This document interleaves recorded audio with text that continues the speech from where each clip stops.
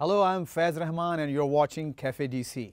Let's go directly to our guest today, Rafat Mahmood and Shaista Mahmood. Thank you very much for joining us today on this program. And we are at your home, beautiful home, and by the famous Potomac River. Beautiful scenery. So let's talk about your ambassadorship first, Rafat Saab.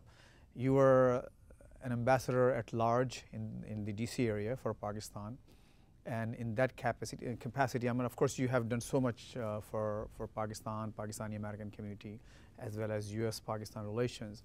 But as an ambassador, how was that experience like? Well, I mean, having the title of ambassador at large was good to have, but there was nothing different that we were doing compared to what we were doing before. I mean, we were basically doing the same thing. Our interest is to promote good relations between U.S. and Pakistan.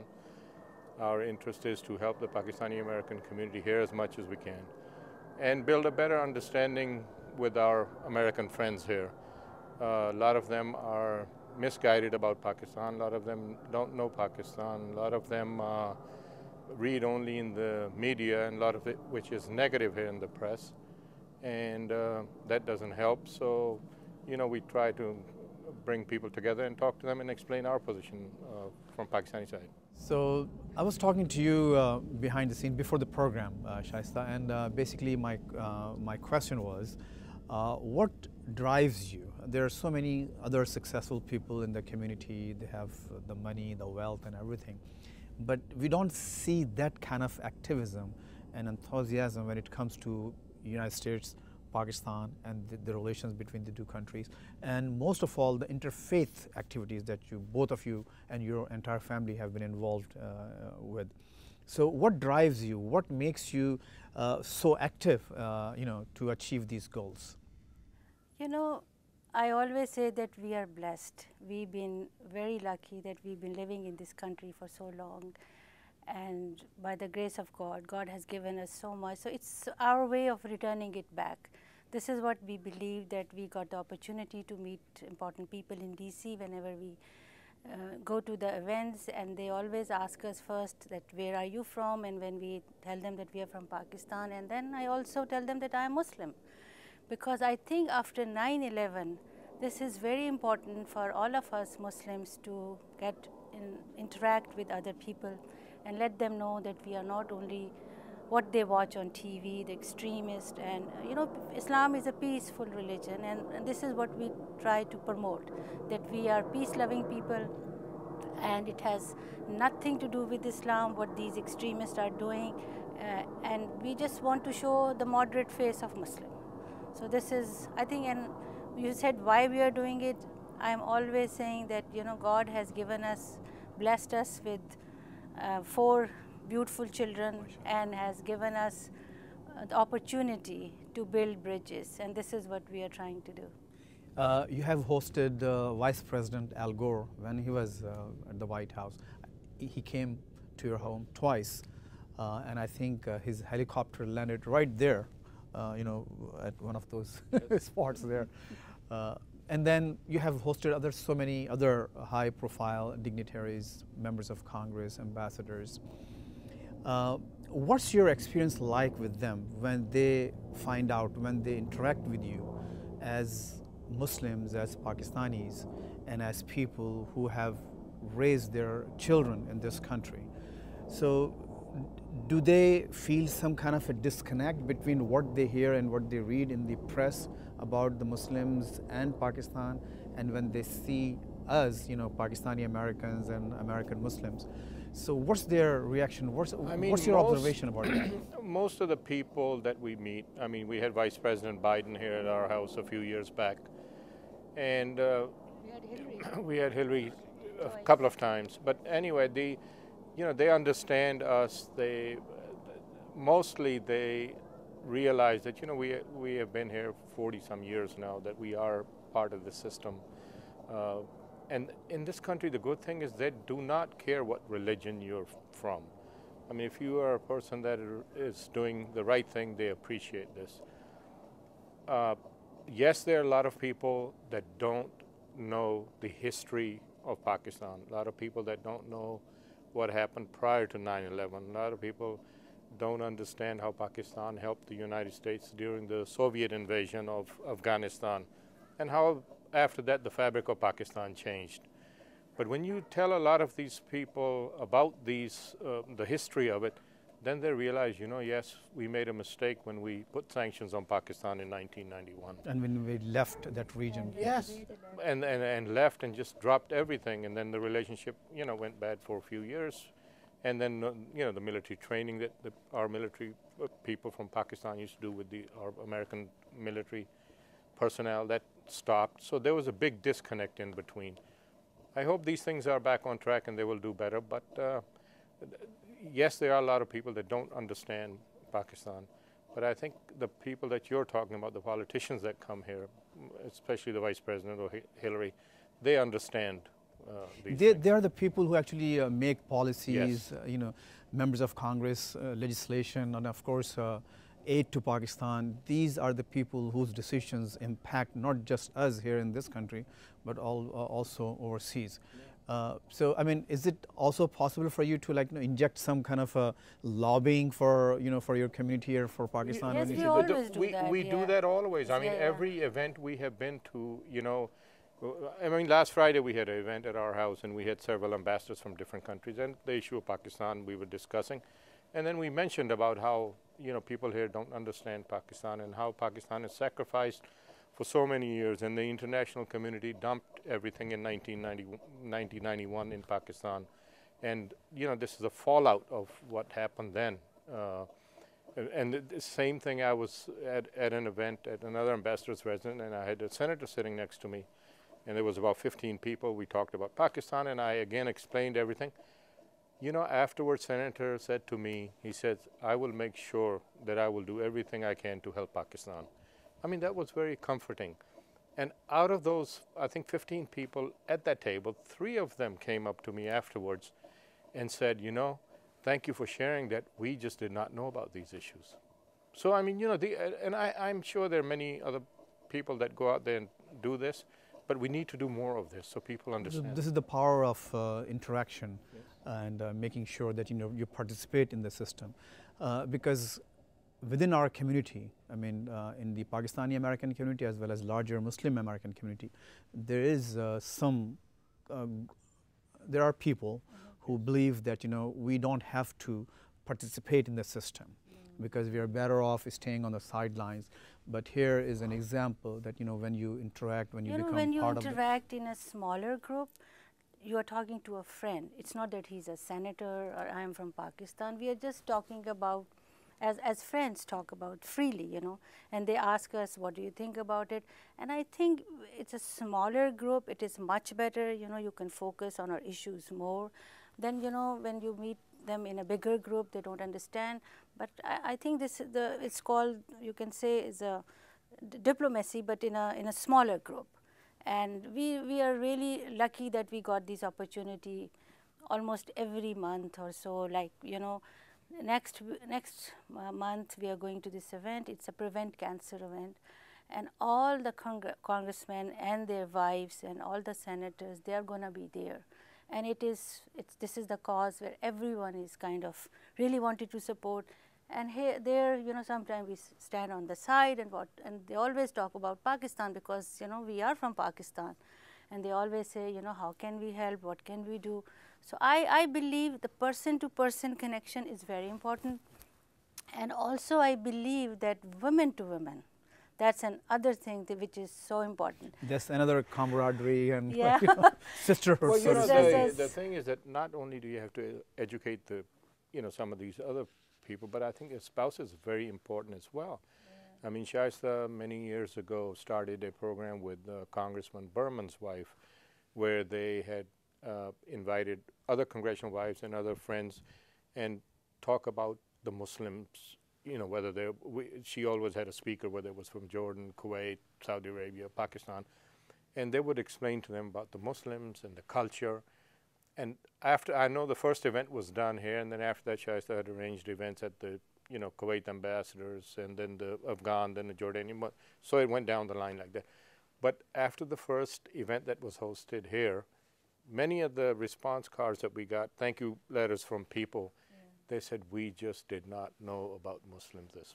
We didn't know about this. And I mean, it was very, it was eye-opening, basically, that they did not know. And you So know, it's not just the wives in Pakistan; No, no, those are no. like more powerful. Yes. Here, the wives also I think hold women the are sway. more powerful than men Anywhere. in many ways. you know, It's a universal fact. Yeah, yeah. you know, when we used to go to all the Muslim ambassadors' houses, like we went to Syria, we went to Jordan, we went to Lebanon, Egypt, and then everyone was talking about Israel, and they said they have an issue, they have a problem. So then Janet said, you know, Shaista, this is a big issue. I said, Janet, why don't Berman's wife. But Janet, Congressman Congressman Berman's Berman's wife, wife, yeah. And I said, Janet, why can't we invite the Israeli ambassador's wife? And other Muslim countries, they are not allowed to invite them. So I said, okay, I will host that event and I will do it in my house. So we were so lucky that we invited all the Arab ambassadors' wife, and then we invited the Israeli. And she came, Sally came over, and we had such a nice time. And I think after, there was a little sensitivity in the beginning, but after that, you know, because there was other congressman's wife and the senator's wife, and everyone was like, you know, friends. They were chatting about, and then that time there was an issue between Turkey and Israel, and we were talking about that.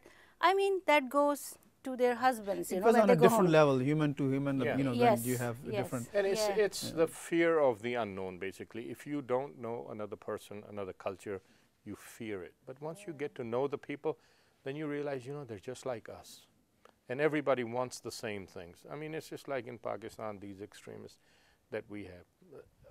Believe me, they all want the good things also. They might say that, you know, they want to live the way 10,000 years ago people lived, but no, they all want, it's I human mean, in nature. their own opinion or concept or scheme of things, they want also the best for their Sure, family. sure, the For best them for- and for yeah, their that's human children, nature, you know. yeah. It's a, and we, as an adults, I think it is our responsibility to do something. So what we leave for our children, for grandchildren, you know, because after all, we will be gone after a while, but you know, these kids have to live with others. So they need to know how to live with each other. And I think it starts from your home. When you start talking about peace, when you start talking about building bridges, I think it goes to the children's mind that, you know, no, this is the way we need to go, not that just exclude ourselves from the other communities, from the other religion. It doesn't work this way. This is, you know, these children, they are the children of the world. They are not only the Pakistani children, they are here in America, they are not American children, they are the children of the world because of the internet. Yeah, and they need to. It's a our global- community needs It's a to- global- global, yes, they it's need a to- global yeah. thing. They need to assimilate more. I mean, we need to quit making our own little, And I I must hate to Really say key ghettos, messages, but yeah. you know, our own little communities or groups here. They need to assimilate and interact with more people, you know, and then you understand them better and they understand you better. I think it is a classic example of American institutions and people belonging to those institutions coming forward, interacting with the minority family, Yes. quote unquote, and trying to understand on the other side of the aisle of the issue, that what's going on, what's going through their minds and their perspective. And in that sense, both of you have done a great job.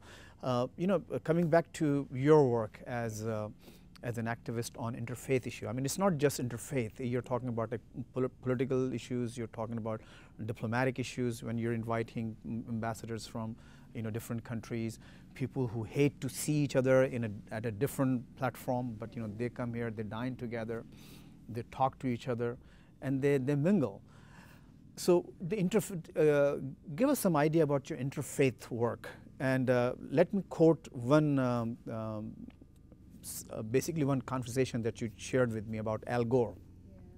When he saw you, he mentioned about his study and his research on Islam, and he basically praised the earlier scholars of Islam, the innovators, all the inventors, biologists, physicists. Scientists, And then he yes. asked you, so please tell us about He said to us, he said, Ray, I've been reading about Islam and I'm trying to educate myself, and when I and you're talking about Al Gore, the Vice Vice President President. of Yeah, the United States. And No, I mean, he's- the conversation at the table was that, he said, why are the Muslims, in the situation they are today? I mean, he said, figure out this question. He says because they were the pioneers in everything, the science, the math, and you name it, architectural. He said, but what happened? Why did they fall off? What can you, tell us? Do you, and the only thing I can think is that one, we got away from the real teachings of the Prophet and the Quran. Bottom line is that, he was concerned, he said, about all of the Muslim world, that what's going on there. And, as I was saying earlier, the people here in the administration, one of them had said to me, he said, the education rate and the health system in some of these Muslim countries is worse than in Africa. And that hurts when someone, says that. But, that's reality. They have all the figures. Especially and the Pakistanis. statistics. I mean, when we look at Pakistan, Pakistan has such a, sizable middle class, very well-educated people like you, people like so many others, in Pakistan, making so many contributions in so many fields. And then when we are compared with, with the Africa, lowest of the lowest, then of course it hurts. It hurts, and the thing is that in a country like Pakistan, I mean, when we left, I left in 1966 the first time, and the country was different. Then in 1970, when I had gone back to Pakistan, I was in Punjab University for 2 years. But at that time we had students from Kuwait, Jordan, Mauritius, many from Iran, Afghanistan. I mean, Pakistan's education system was Same that was good. in University of Karachi. I mean, people had. But today, look at it. The deterioration is such that nobody wants to come there because they're afraid. That brings me to another thought. Yes, of course, your interaction with the people here, with the policymakers, legislators, and who else, what we have. But what about the other side? People from Pakistan, they come, they meet with you, they come visit your house, they come attend your parties. Are you able to converse with them about these disappointments, these frustrations of this side? I must say, women from Pakistan, whoever comes to our house, and we always talk about the girls' education, because I really do believe, I am a big supporter of the girls' education. And many of the women, they are seriously working on it. I am working from this side, and they are working in the fields, basically. There are many women, they have schools. So I really sometimes tell the stories to my American friends. I said, you always watch TV and see all these women, violence, but look at these other women who are really trying to make a difference, and especially having all these schools and, in businesses, these women. And I always said, please don't compare Pakistani women to Afghanistan women, because, here after 9/11 and, Afghanistan, they always talk about the women in Afghanistan. So, I always have the fights with all these women that, Pakistani women are much more educated. And I think we got the opportunity to have good schools. But unfortunately, what's happening today, and I'm hoping that it won't stay longer, and I'm hoping a change. But I must say, this government, they need to put women, they need to put them in a higher positions, because I think women can do, I'm not saying they can do a better job than men, but I think they will do with more passion. And especially the girls' education, you educate one girl, you educate the 17 people in your family. So it's really very important. The mothers need to send their daughters to schools, and this is what I'm hoping for. Rafza, you've been an American success story, a huge real estate success and a tycoon. You have done very well, mashallah, for yourself and for your family. What it feels like to be part of this American dream, and also share your thoughts about the value of hard work and how a person, from a remote place like Pakistan would come here and become so successful, and also not just keep that success to himself and to his family. You're also sharing, your success with the community and with the people around you. Share some of your thoughts. I came at a very young age. I was in 9th grade then, with my father. He was here in the embassy. And, in high school, like most of the kids in those days, every kid used to work after high school. So we used to work also. And then, went back to Pakistan, did the graduation, came back in '73. And then 2 years later, I opened up my first business. And I was 23 years old then. I had found an opportunity. I opened up the business, and I worked hard. I mean, I used to go to work at 6 in the morning, and I was till 11 at night. And you know, for the first few years, you have to do that to get your businesses going. And then, mashallah, you know, God has been very kind. Things just fell in place, and we kept working and kept accumulating. And you know, this country, I must say, is the best country in the world. I mean, it gives you the opportunities. If you want to work hard, there's no one that can stop you from gaining what you need to get. You don't have to have, you know, PhDs and big connections to get jobs or to get, you know, to work hard and earn money. You can here find jobs, you can work. It's all what one wants to do. If he has the ambition to do it, you can do it. And I always wanted to, you know, I didn't mind the work, so, and I wanted to succeed. And being in this country, looking at other people succeeding, I mean, there are hundreds and thousands of immigrant stories in this country where people have come from different parts of the world and have made a huge success in this country. And I must say the credit goes to this country because the playing field is leveled. If you want to work hard and, you know, if you play by the rules, and play by the rules, you know, and it works out. And then after, you know, we have been here so many years. Yes, we have, we're blessed, and you know, then you have to give back. So we are involved with our local homeless shelter here, and we do many of the charitable events at our home. And we do that because, you know, we owe it to this country. No, this is home for us, basically. This is home, and we really want to give it back. I just wanted to share a story with you. 2 weeks ago, we went to this prayer breakfast where President Obama came. And this time he invited one of his friend, or he's the head of USAID. And he was, I'm talking about the passion. American people have a passion to help. And he was talking about the refugees from Syria who are coming. And he said, you know, there's a story which really kills my heart, that is, a mother was walking towards the border, and she got tired picking up one child, and then she had to leave the other child and then pick the other one. But in the middle of her walk, she had to decide that she had to leave one child behind. And he was saying, what's the difference between those children and my children? So this is what we really do believe, that, you know, if God has given you opportunity, we must give it back, because there is so much poverty all over the world. It's not only Pakistan, it's in Africa, it's in India, it's everywhere. So here will we take a short break, and after that we'll just go into more details about your work, especially on interfaith issues. Please stay with us, don't go anywhere, we'll be right back. Each week here at Cafe DC, I go one-on-one. Politicians, literary giants, activists, power brokers, and many more from different walks of life. And focusing on what matters is my cup of, shall we say, coffee. Matters that make a difference in the society. Watch me, Faiz Rahman, on Cafe DC, every week only on PTV World. Welcome back.